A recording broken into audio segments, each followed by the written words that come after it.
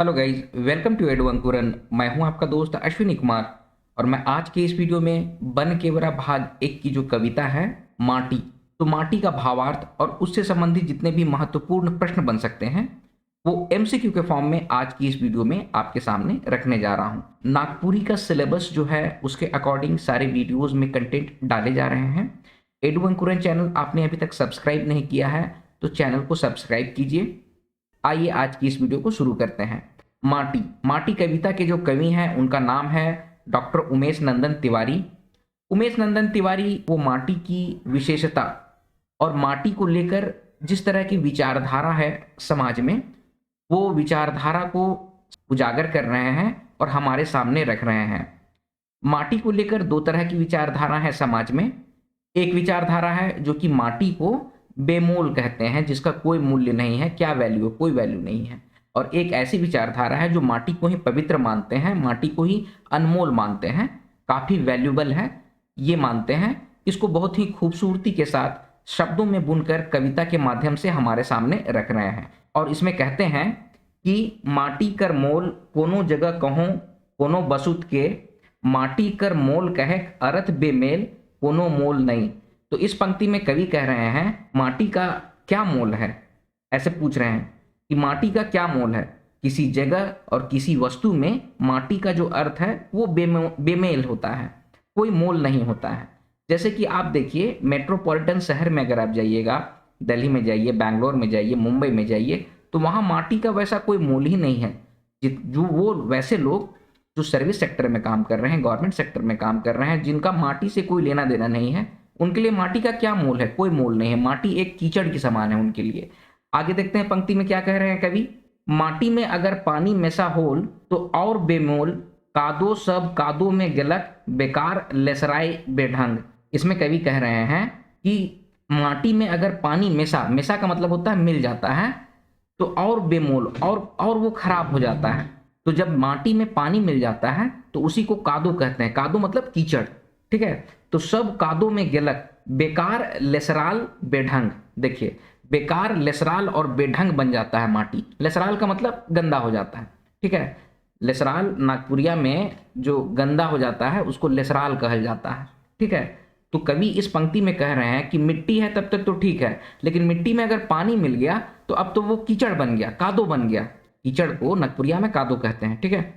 तो कादो बन गया, तो कादो बन गया तो अब तो वो और खराब हो गया, और बेढंगा हो गया, और बेकार हो गया, चीज़ों को लेसरा देता है। देखिए नागपुरिया में लेसराल का वर्ड का कैसे यूज किया जाता है सो बतलाते हैं कि अगर पैर में किसी के कीचड़ लग गया है और वो बेड में बैठ गया, तो कोई बच्चा है तो उसको किस तरह से कहते हैं लोग, अरे छुआ तोर गोड़ ने तो कादो माटी लाइक जा हो से डिसना में बैठले हा किस तो है से पूरा के पूरा डिसना के तो लेसराए दिले, ठीक है। पूरा के पूरा डिसना जो है वो लेसरा गया। काहे लेसरा गया? तो कादो माटी लग गया था। कादो माटी मतलब ये कीचड़ लग गया था, ठीक है। तो इस तरह से लेसराए वर्ड का यूज किया जाता है नागपुरिया में, ठीक है। आई होप आपको ये छंद समझ में आ गया होगा। आगे बढ़ते हैं। माटी और कादो, कादो और माटी बेमेल, लेजलेजा चरका के दागदार करे। देखिए इस पंक्ति में कवि कह रहे हैं माटी जो है वो कादो बन जाता है पानी मिलने के बाद, और कादो और माटी ये दोनों जो है वो बेमेल है, ठीक है। आप अभी भी देखिएगा ज़्यादातर गाँव में जो रोड हैं वो मिट्टी के हैं, ठीक है। और बारिश के दिन में बारिश जब होती है तो वो पूरा जो रोड होता है उसमें कादो कादो हो जाता है। अब कादो कादो हो जाता है तो बड़ा बेकार हो जाता है, ठीक है। तो कवि इस चीज को उजागर कर रहे हैं कि चरका के दागदार करे। चरका का मतलब होता है सफेद, कोई भी सफेद कपड़ा है तो चरका को दागदार कर देता है। क्या दागदार कर देता है? कीचड़, कादो। डर रहता है कि कीचड़ ना लग जाए, काहे कि कीचड़ लग जाएगा तो चरका शर्ट हो गया, अगर कोई सफेद शर्ट पहना हुआ है, सफेद कपड़ा पहने हुए हैं कोई, तो वो दागदार हो जाएगा। तो कवि इस बात को यहाँ पर कह रहे हैं। अगला छंद है माटी काठी करे रिश्ता नाता खत्म, दुनिया जहान से आपन पराया से दूर। देखिए इसमें अब कवि कह रहे हैं कि माटी काठी, माटी काठी का मतलब होता है मजदूरी करना। तो माटी काठी करने की वजह से लोग क्या करते हैं कि बाहर निकल के अपने गांव से, अपनी मिट्टी से बाहर जाकर काम करते हैं, मजदूरी करते हैं। अपने रिश्ता और नाता सबको, दुनिया जहान को खत्म करके, अपना दुनिया क्या है, आप अपने गांव से निकल कर बाहर आकर, अभी अभी आप कहीं पर जाकर पढ़ाई कर रहे हैं, फिर कहीं और जाकर कहीं पर काम कीजिएगा, यानी अपनी घर की मिट्टी से आप दूर हैं। तो उसी बात को कवि यहाँ पर कह रहे हैं, ठीक है, कि माटी काठी करे रिश्ता नाता खत्म, दुनिया जहान से आपन पराया से दूर। तो कवि कह रहे हैं कि मजदूरी करने के लिए, रोटी कमाने के लिए, माटी काटी का मतलब वही होता है, माटी काटी भूती बनी, इस तरह से नागपुरिया में कहा जाता है। मजदूरी करने के लिए, काम धाम करने के लिए लोग बाहर निकल जाते हैं, अपना पराया सबको छोड़ छाड़ के, ठीक है। अगली पंक्ति है, यहां पर लिख रहे हैं माटी, क्वेश्चन मार्क है, माटी। अब देखिए माटी के बारे में और अब क्या बतलाना चाह रहे हैं। माटी बेमोल, ये क्वेश्चन कर रहे हैं, क्या कर रहे हैं, माटी बेमोल जेकर मोल लगाए केकर औकात। इस पंक्ति में कवि कह रहे हैं माटी क्या बेमोल है, माटी का कीमत लगाने की औकात किसमें है, किसमें वो क्षमता है कि माटी की कीमत लगा सकते हैं, ठीक है, ये बात कह रहे हैं। अगली पंक्ति है माटी अनमोल केकर हिम्मत हिकमत एकर मोल लगाए, माटी बनाए केकर औकात। तो कवि अब कह रहे हैं कि माटी जो है वो अनमोल है, माटी को बनाने की औकात किसमें है। आप लोग जो भी ज्योग्राफी पढ़े हैं वो सॉइल चैप्टर, उसमें आपने पढ़ा होगा ज्योग्राफी में, एनसीईआरटी के बुक में, कि सॉइल जो 1 इंच जो बनता है ना, 1 इंच सॉइल बनने में 100 ईयर्स से भी ज़्यादा का समय लगता है, आप सोचिए।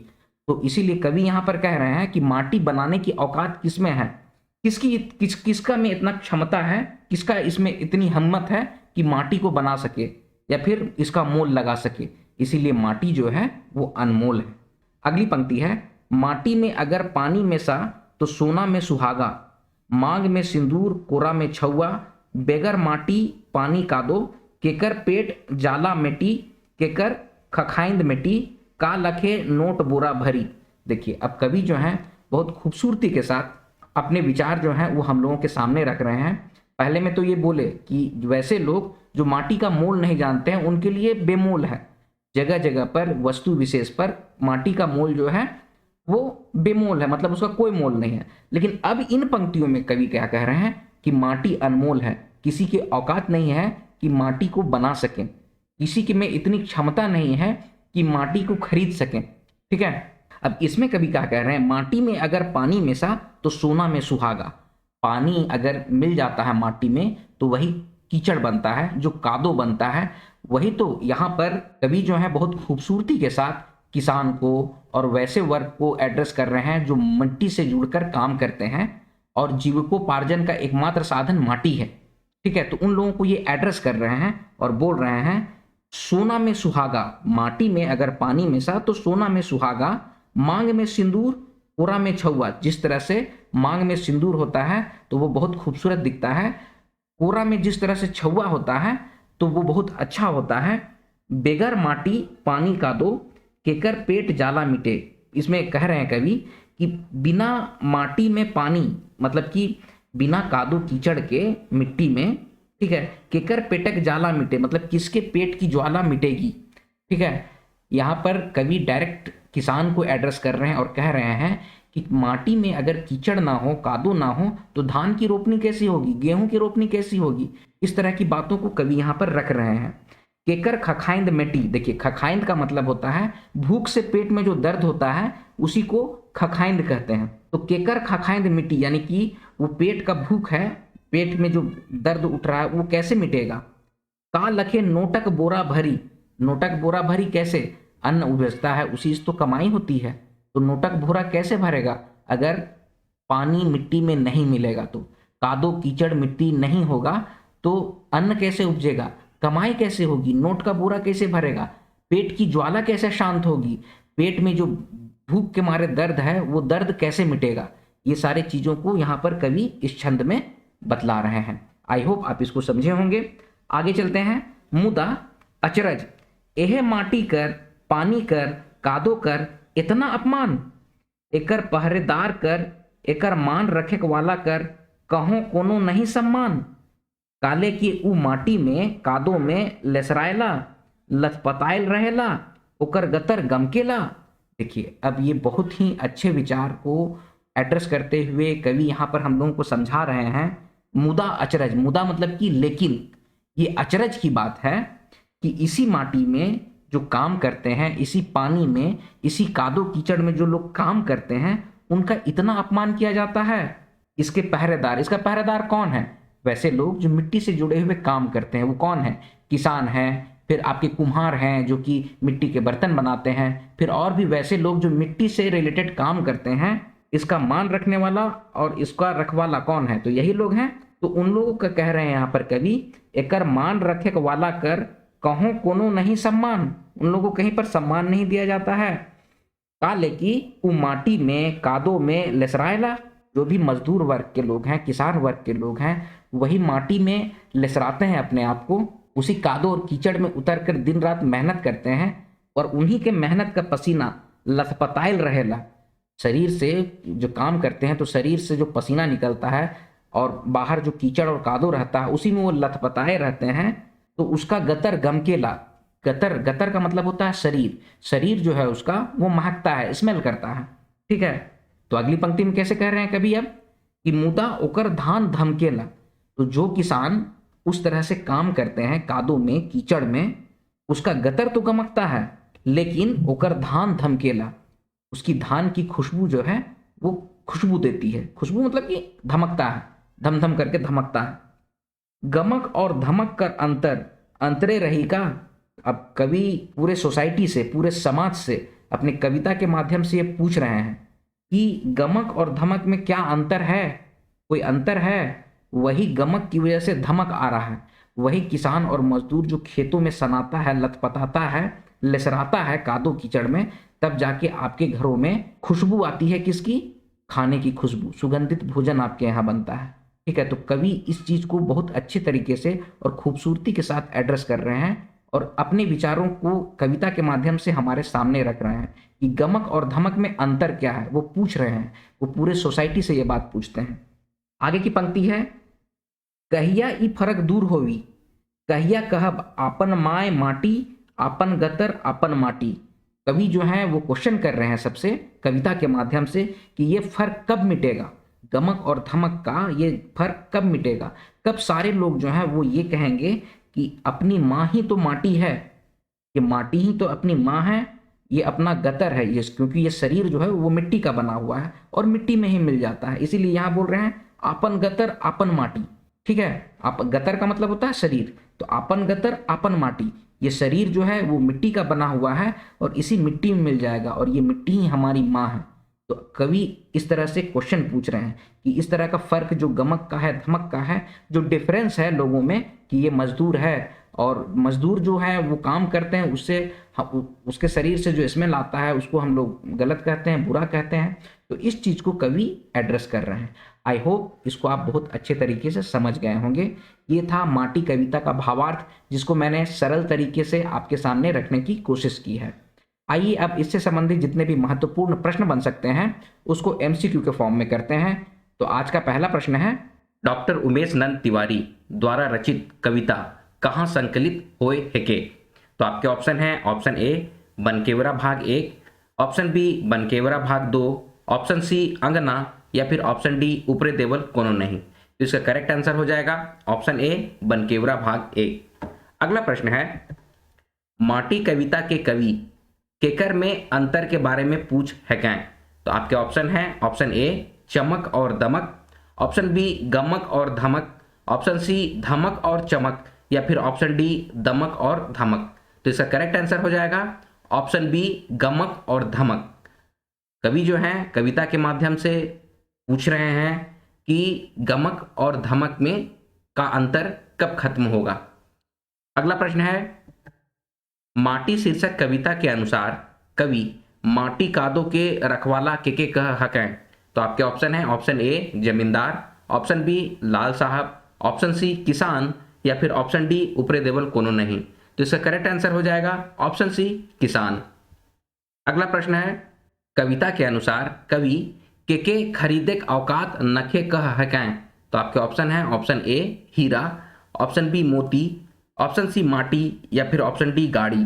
तो इसका करेक्ट आंसर हो जाएगा ऑप्शन सी माटी। अगला प्रश्न है, माटी में अगर डैश मेसा तो सोना में सुहागा, ऊपरे देवल पंक्ति में खाली ठाव में का होवी। तो आपके ऑप्शन है, ऑप्शन ए दूध, ऑप्शन बी मोती, ऑप्शन सी पानी, या फिर ऑप्शन डी चीनी। तो इसका करेक्ट आंसर हो जाएगा ऑप्शन सी पानी, माटी में अगर मेसा पानी मेसा तो सोना में सुहागा, ये पंक्ति है। तो इसका करेक्ट आंसर हो जाएगा ऑप्शन सी पानी। आइए अगले प्रश्न पे चलते हैं। कहिया कहब आपन माय माटी, आपन गतर आपन माटी, ऊपरे देवल पंक्ति में गतर माने का हुई। तो आपके ऑप्शन है ऑप्शन ए रुपया, ऑप्शन बी पैसा, ऑप्शन सी पानी या फिर ऑप्शन डी शरीर। तो इसका करेक्ट आंसर हो जाएगा ऑप्शन डी शरीर। गतर का मतलब होता है शरीर। ठीक है, अगला प्रश्न है माटी कविता के अनुसार माटी में लथपथाइल आदमी के गतर का होवेला। तो आपके ऑप्शन है ऑप्शन ए गमकेला, ऑप्शन बी धमकेला, ऑप्शन सी चमकेला या फिर ऑप्शन डी ऊपरे देवल कोनो नहीं। तो इसका करेक्ट आंसर हो जाएगा ऑप्शन ई गमकेला। तो माटी कविता के अनुसार माटी में जब जो इंसान काम करता है वो माटी में लथपथा जाता है तो उसका शरीर जो है वो गमकता है, दुर्गंध देता है। ठीक है, तो इसका करेक्ट आंसर हो जाएगा ऑप्शन ए गमकेला। अगला प्रश्न है माटी कविता के अनुसार माटी में पानी मिनरल बाद का बनेला। तो आपके ऑप्शन हैं ऑप्शन ए सोना, ऑप्शन बी कादो, ऑप्शन सी सुहागा या फिर ऑप्शन डी ऊपरे देवल कोनो नहीं। तो इसका करेक्ट आंसर हो जाएगा ऑप्शन बी कादो। माटी कविता के अनुसार माटी में पानी मिलल के बाद कादो बनेला, कीचड़ बनेला। ठीक है, अगला प्रश्न है माटी कविता के अनुसार कादो में गेल बाद का होवेला। तो आपके ऑप्शन है ऑप्शन ए चमकेला, ऑप्शन बी गमकेला, ऑप्शन सी लेसराएला या फिर ऑप्शन डी धमकेला। तो इसका करेक्ट आंसर हो जाएगा ऑप्शन सी लेसराएला। लेसराएला मतलब कि गंदा हो जाता है। ठीक है, कादो में जाने के बाद आदमी गंदा हो जाता है। ठीक है, तो इसका करेक्ट आंसर हो जाएगा ऑप्शन सी लेसराएला। अगला प्रश्न है माटी कविता के अनुसार खाखाइंद कर माने का आहे। तो आपके ऑप्शन है ऑप्शन ए खोखला, ऑप्शन बी खांसी, ऑप्शन सी भूखे पेट बत्था या फिर ऑप्शन डी चमक। तो इसका करेक्ट आंसर हो जाएगा ऑप्शन सी भूखे पेट बत्था। खाखाइन का मतलब होता है पेट दर्द करना भूख से। ठीक है, अगला प्रश्न है माटी कविता के अनुसार काले आदमी मन रिश्ता नाता खत्म करे ना। तो आपके ऑप्शन है ऑप्शन ए घर बनवाए के ले, ऑप्शन बी जमीन का झगड़ा ले, ऑप्शन सी माटी काठी करे या फिर ऑप्शन डी ऊपरे देवल कोनो नहीं। तो इसका करेक्ट आंसर हो जाएगा ऑप्शन सी माटी काठी करेक्ट। तो माटी कविता के अनुसार आदमी लोग जो होते हैं माटी काठी करने के लिए, माटी काठी करने का मतलब अपना रोजी रोजगार करने के लिए आदमी सबसे रिश्ता नाता खत्म करके बाहर जाके अपनी माए माटी से दूर जाकर काम करते हैं। ठीक है, तो ये है माटी कविता से संबंधित महत्वपूर्ण प्रश्न। ये है वीडियो का अंत। वीडियो अगर आपको पसंद आया तो वीडियो को लाइक कीजिए, शेयर कीजिए, अपने सजेशंस कमेंट बॉक्स में कमेंट कीजिए और इसी तरह की वीडियोस पाने के लिए एडू अंकुरन चैनल को सब्सक्राइब कीजिए। मिलते हैं अगले वीडियो में, तब तक आप लोग अपना ख्याल रखिए। जय हिंद।